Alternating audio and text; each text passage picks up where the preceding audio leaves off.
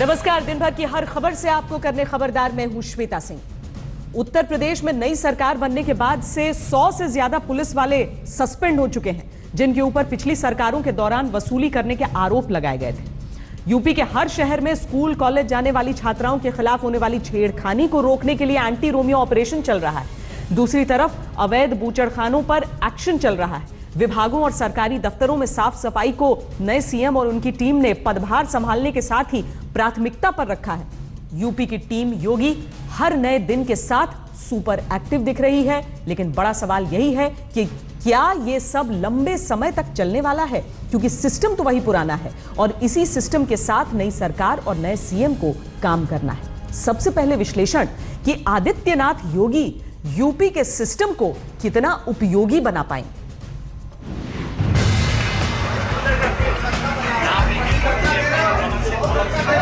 Police के पास जो वाहन हैं उनकी स्थिति क्या है? गंदगी को दूर करके भारत माता की सेवा करें। ये सरकार जनता की है, आम आदमी की सरकार है। सत्ता परिवर्तन तो 203 पे हो जाता है, तो जनता ने 325 दिया है, वो व्यवस्था परिवर्तन के लिए दिया है। वही उत्तर प्रदेश है, वही अफसर है, वही पुलिस है, वही प्रशासन है। सरकार बदली, बॉस नए आए तो सिस्टम राइट टाइम होते दिख रहा, लेकिन कितने दिनों तक? बड़ा सवाल ये है। विभाग बांटने के बाद आज पहले दिन मुख्यमंत्री अचानक लखनऊ के हजरतगंज कोतवाली पहुंच गए।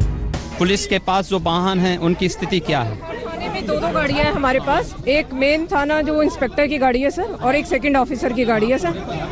इस थाने में 16 चौकियां हैं। हाँ। उसमें से 3 चौकियां और हर थाने में 300 की दो गाड़ियां हैं।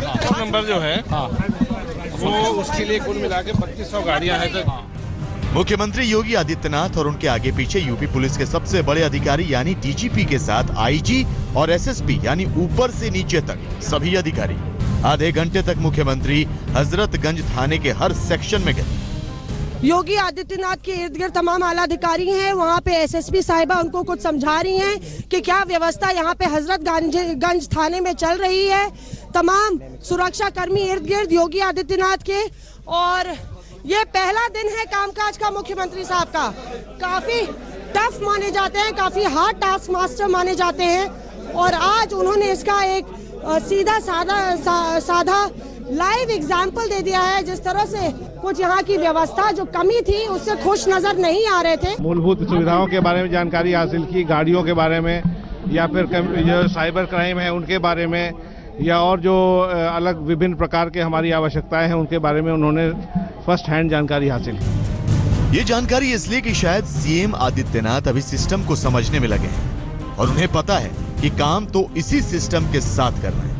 इसीलिए इस सिस्टम को चलाने वालों का साथ भी जरूरी है। सरकार का डर भी बना रहे, ये भी जरूरी है। ये पहला निरीक्षण और अंतिम नहीं है, एक शुरुआत है। आप देखेंगे हर स्तर पर एक सुधार दिखाई देगा और उत्तर प्रदेश के अंदर कानून का राज लागू होगा। उत्तर प्रदेश के अंदर जो भी आवश्यक होगा, उत्तर प्रदेश की जनता के हित में हम लोग वह कदम उठाने में हिचकेंगे नहीं। एंटी रोमियो स्क्वाड से लेकर अवैध बूचड़खानों पर हल्ला बोल और सरकारी दफ्तरों को साफ सुथरा बनाना, योगी आदित्यनाथ तो पहले से ही एक्शन मोड में। उनकी टीम भी कल विभाग मिलने के बाद आज से सुपर एक्टिव हो गई है। डिप्टी सीएम दिनेश शर्मा ने यूपी की परीक्षाओं में चल रही अंधाधुंध नकल को रोकने के लिए आज दोपहर शिक्षा अधिकारियों के साथ बैठक की। ये व्यवस्था करें कि वहां पर कोई इकट्ठा ना हो, जो नकल माफिया हैं वो प्रभावी ना हो, और बिल्कुल हमारे जो अधिकारी, चाहे वो हमारे माध्यमिक के हों चाहे उच्च शिक्षा से संबंधित हों, ये सुनिश्चित करें कि नकल बिल्कुल नहीं होगी। दूसरे डिप्टी सीएम केशव मौर्य भी एक्टिव हो गए हैं। विभाग संभालने के साथ ही उन्होंने अफसरों कर्मचारियों को स्वच्छता की शपथ दिलाई। उन्हें लोक निर्माण विभाग की जिम्मेदारी मिली है। निश्चिंत रहे, जो भ्रष्टाचारी है इस सरकार में उसका समय अच्छा नहीं होगा, और जिन्होंने भ्रष्टाचार करके और उत्तर प्रदेश को पीछे ले जाने का काम किया है उनको आने वाले समय में बहुत तकलीफें उठानी पड़ेगी। नए नए मंत्री बने उपेंद्र तिवारी तो विभाग पहुंचते ही खुद ही झाड़ू लगाने लगे। जब वो दफ्तर पहुंचे तो कोई सरकारी कर्मचारी वहां पर नहीं था। उन्होंने खुद कूड़ा करकट निकाला, अपनी मेज और कुर्सी को साफ किया। अब ये तो पहले दिन काम करने और मंत्री बनने का जोश था। उम्मीद की जानी चाहिए मंत्री जी फिर कभी झाड़ू लिए दिखेंगे। जब कल ही से निर्देश था, रात में मैं खुद अपने सचिव से कहा, उसके बावजूद भी ये गंदगी लगी हुई, तब मेरे पास क्या रास्ता था? तो मैंने उस स्वच्छता अभियान के झाड़ू उठाया और मैंने अपने कमरे को साफ किया। टीम योगी के एकमात्र मुस्लिम चेहरे मोहसिन रजा भी आज पहले दिन ही हज कमेटी के दफ्तर में अचानक पहुंच गए और यहां का हाल देखकर अधिकारियों को फटकार लगाते हुए दिखे। मोहसिन रजा यहां पर पूर्व मंत्री आजम खान की तस्वीर अब भी लगे होने पर भड़क गए। आपको पता है सरकार किसकी ये तस्वीरें क्यों लगी हुई हैं?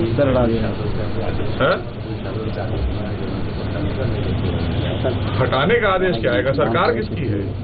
आप ये बताइए ना, सरकार किसकी है? ये तो आपको देखना है। नेम प्लेट तक पीछे आपने पिछले मंत्री की फोटो लगा रखी थी, पिछले मंत्री का और मुख्यमंत्री का लगा रखा है। आप उन्हीं के प्यार में ही डूबे हुए हैं। लेकिन मोहसिन रजा के सीनियर के तौर पर अल्पसंख्यक कल्याण मंत्रालय के बॉस लक्ष्मी नारायण चौधरी को बनाया गया। पहली बार कोई हिंदू मंत्री अल्पसंख्यक मामलों को उत्तर प्रदेश में देखेगा। निश्चित रूप से हम अल्पसंख्यक समुदाय को पूरी सुरक्षा, पूरी सुविधा और पूरी तरह से उनकी मदद करने की कोशिश करेंगे और उनका जीवन स्तर ऊपर उठाएंगे। चाहे मुख्यमंत्री हो या फिर उनकी टीम, शासन की प्राथमिकताओं के संकेत देना नई सरकार के लिए स्वाभाविक भी है और जरूरी भी। सिस्टम बदलने के इरादे दिखाने वाली नीयत की तारीफ भी होनी चाहिए। लेकिन हाल फिलहाल के वर्षों में देश ने लाइट कैमरा एक्शन वाली पॉलिटिक्स बहुत देखी है। इसलिए टीम योगी को दिखावे से ज्यादा सिस्टम के नए वर्क कल्चर के बारे में जनता को एहसास दिलाने में फोकस करना चाहिए। मौसमी सिंह के साथ कुमार अभिषेक, लखनऊ, आज तक। मुख्यमंत्री योगी आदित्यनाथ ने आज लखनऊ में पुलिस के सिस्टम को जाना और समझा।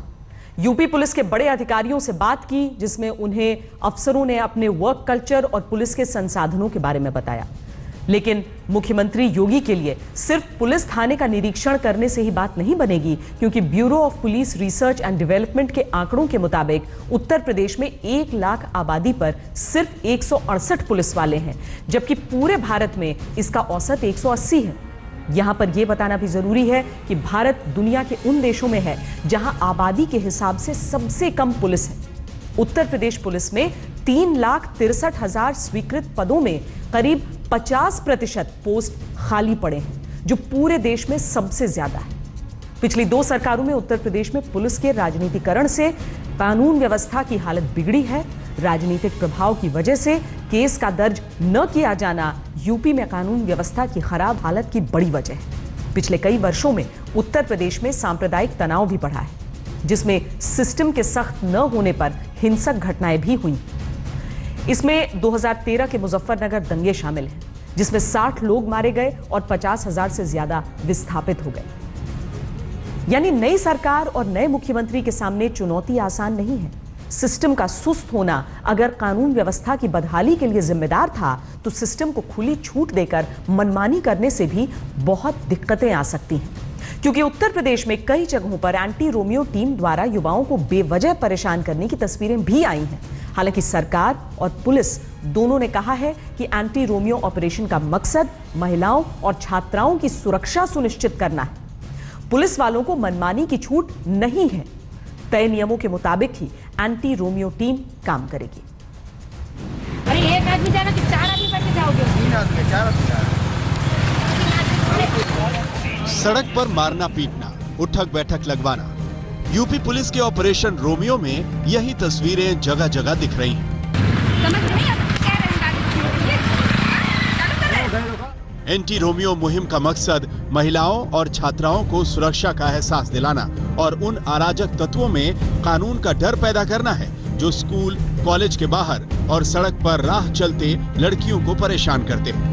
लेकिन बाइक पर जा रहे हर लड़के की धरपकड़ करना, पार्कों में बैठे युवाओं को परेशान करना, पूछताछ के पहले ही धड़ाधड़ पिटाई कर देना। क्या पुलिस खुद अराजक? रोमियो ऑपरेशन उन छात्राओं को सुरक्षित महसूस कराने के लिए शुरू किया गया जो आए दिन स्कूल, कॉलेज के बाहर छेड़खानी और अश्लील कमेंट का सामना करती हैं। उत्तर प्रदेश की छात्राएं इस अभियान को सही मान रही हैं और ज्यादातर जगहों पर ये कह रही हैं कि इस तरह के अराजक तत्व उन्हें परेशान करते रहे हैं, जो पिछले 48 घंटे के एक्शन के बाद सड़क पर दिखने बंद हो गए। सर ये तो नॉर्मल है, हर किसी लड़की को ये सब परेशानी फेस करनी पड़ती है, पर ये एंटी जो भी कानून है सही, हर गर्ल्स के लिए सेफ्टी है। जब से ये स्कॉट चला है रोमियो का, तो फिलहाल बहुत ही मतलब कम लड़के यहाँ पे खड़े होते हैं और काफ़ी हद तक जो है वो इसमें प्रोसेस हो रहा है। हाँ, ये चीज़ ठीक है कि उनको पनिशमेंट दी जाती है। ये ठीक भी नहीं है कि और माहौल भी बिगड़ता है इससे, मतलब और पढ़ने वाले बच्चे। छात्राओं को घर से बाहर निकलने पर सुरक्षा का भरोसा जगाना नई सरकार और सिस्टम की मंशा तो सही है, लेकिन पुलिस के एंटी रोमियो स्क्वाड जिस तरीके से इस अभियान को लेकर कई जगहों पर जमीनी स्तर पर पेश आ रहे हैं, वो तरीका सही नहीं है।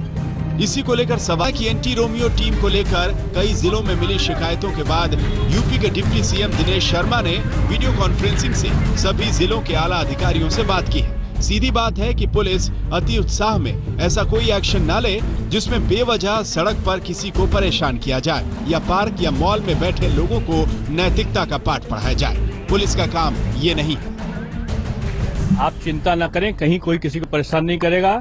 शुचितापूर्ण, शालीनतापूर्ण, दृढ़ता के साथ में जो भी हमारा लगेगा जनता के हित के लिए लगेगा, जनता के अहित के लिए नहीं होगा।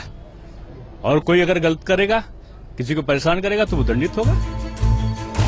उत्तर प्रदेश में स्कूल, कॉलेज या बाजार के लिए घर से बाहर निकली छात्राओं के साथ छेड़खानी करने वाले, गैंग बनाकर उन्हें परेशान करने वाले और बगल से अश्लील कमेंट करके गुजरने वाले अराजक तत्व सड़क पर दिखते रहे हैं। इन पर सख्ती का बड़ा संदेश जाएगा, लेकिन सरकार और सिस्टम की सख्ती को मनमानी में बदलने वाले उन पुलिस वालों को भी राइट टाइम करना होगा जिन्होंने एंटी रोमियो ऑपरेशन का अलग ही मतलब निकाल लिया।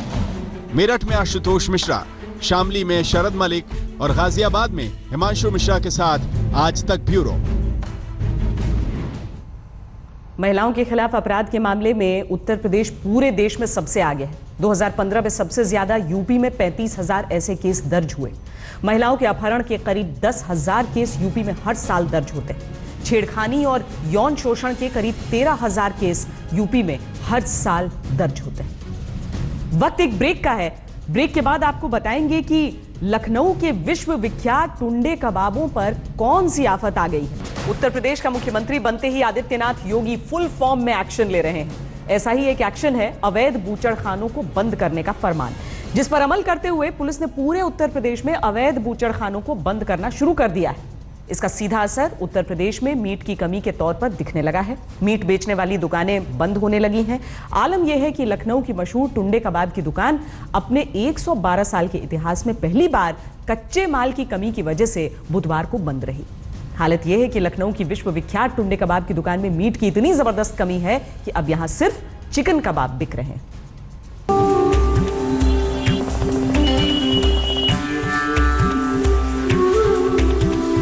पुराने लखनऊ के चौक पर अकबरी गेट से थोड़ा अंदर घुसते ही एक बड़ी सी परात में धीमी धीमी आंच पर लजीज कबाब पकते नजर आते हैं, जिनकी सौंधी सौंधी खुशबू कबाब के शौकीनों को अपनी तरफ खींच लेती है। 1905 में खुली टुंडे कबाब की ये दुकान देश दुनिया में किसी पहचान की मोहताज नहीं, लेकिन आज पहली बार लखनऊ की पहचान टुंडे कबाब की ओरिजिनल दुकान कच्चे माल यानी भैंसे के मीट की मोहताज हो गई। यूं तो नवाबों का शहर टुंडे कबाबों के लिए भी मशहूर है, लेकिन इतिहास में ये पहली बार है कि टुंडे कबाब की दुकान को बंद होना पड़ा।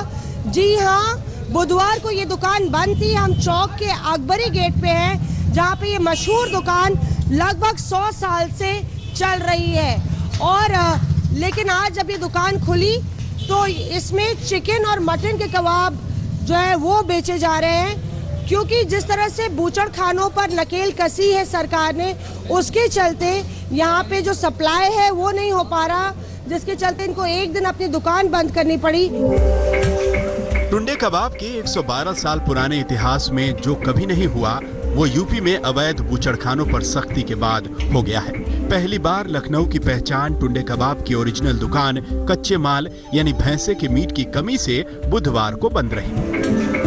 टुंडे कबाब के मेन्यू से भैंसे के मीट से बने कबाब आउट हो गए हैं। टुंडे कबाब के मालिक रईस अहमद कहते हैं कि जब गोश्त नहीं मिलेगा तो दुकान कैसे चलेगी।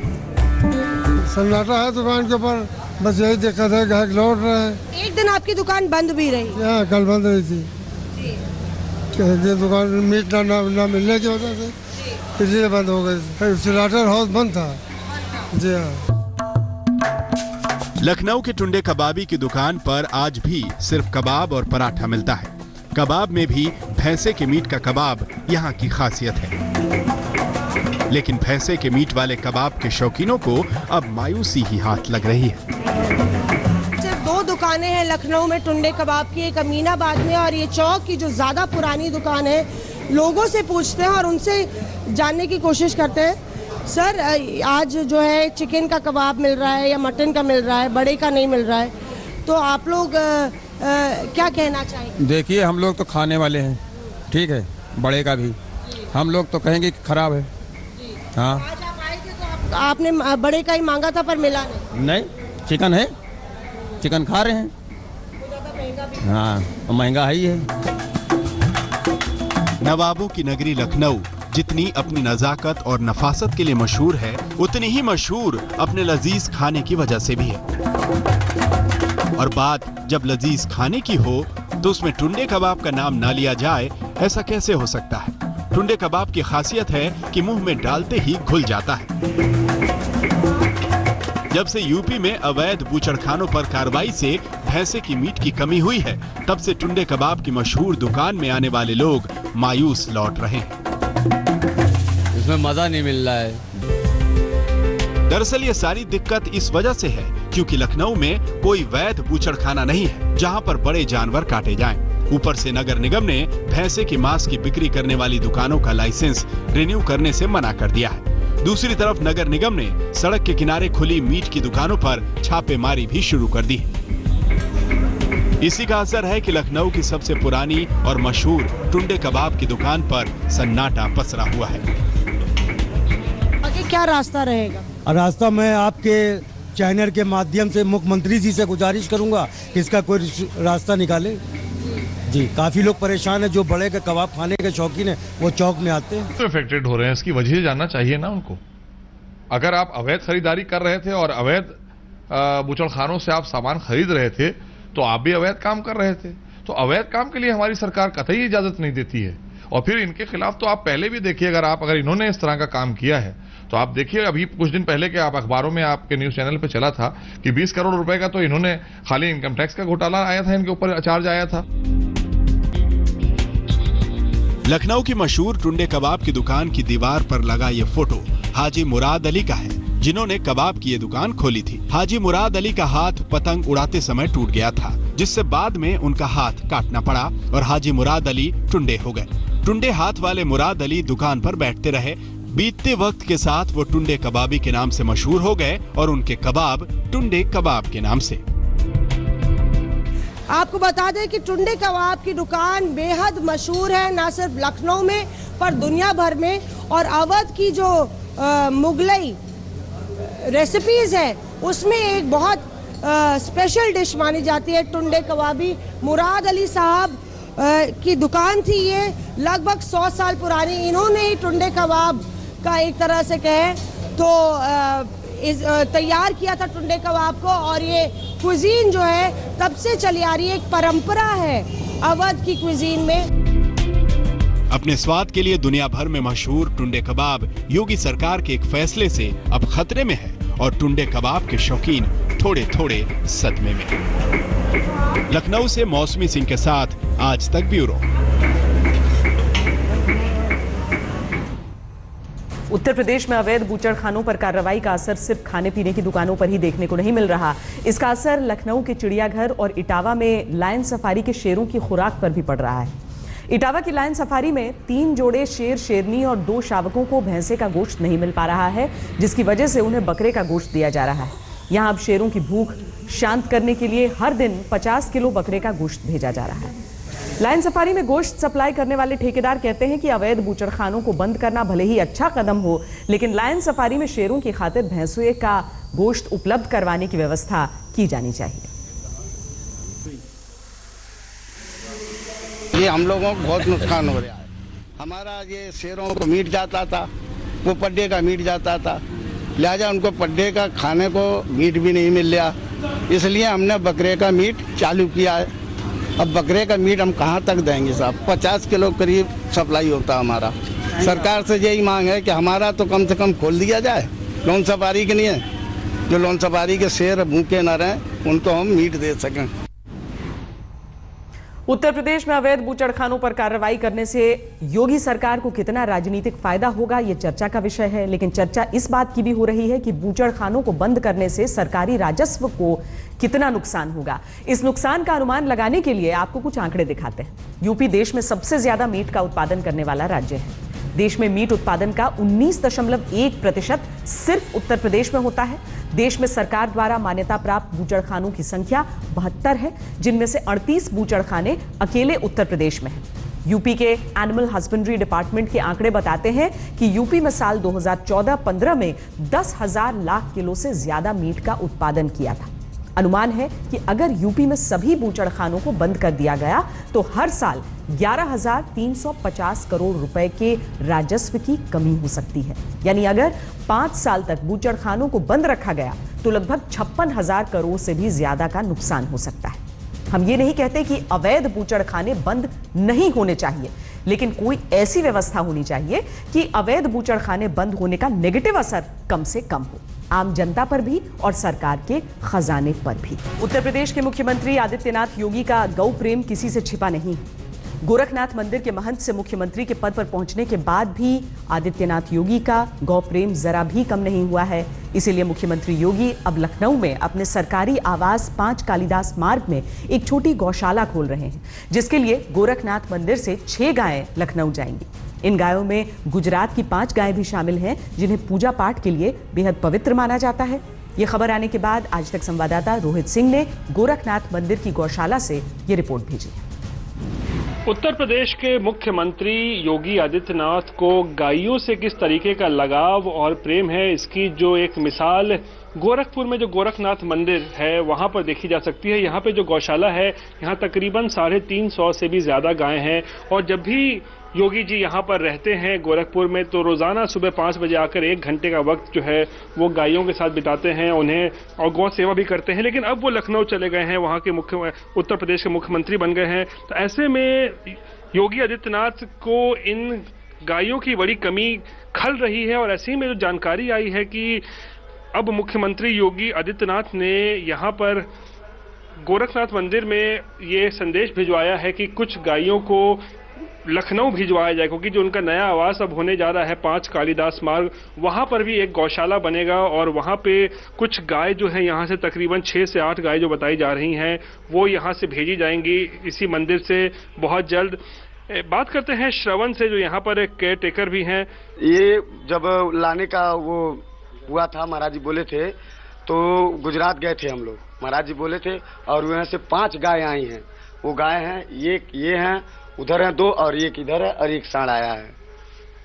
तो यही गायों से मतलब प्रेम है, यही लखनऊ जा सकती है। अब हो सकता है जो संदेश में मिला है हो सकता है यही जाए। अब महाराज जी आएंगे 25 तारीख को तो वही मालूम चल जाएगा कि मतलब कौन जाएगा, वो तो खुद बताएंगे कि किसको किसको जाना है। और आप देख सकते हैं ये थोड़ा विशेष किस्म की गाय है, इनके आप कान पे अगर जरा गौर करें कितने लंबे लंबे इनके जो कान है, ये इसलिए ये विशेष इनसे लगाव है योगी आदित्यनाथ को।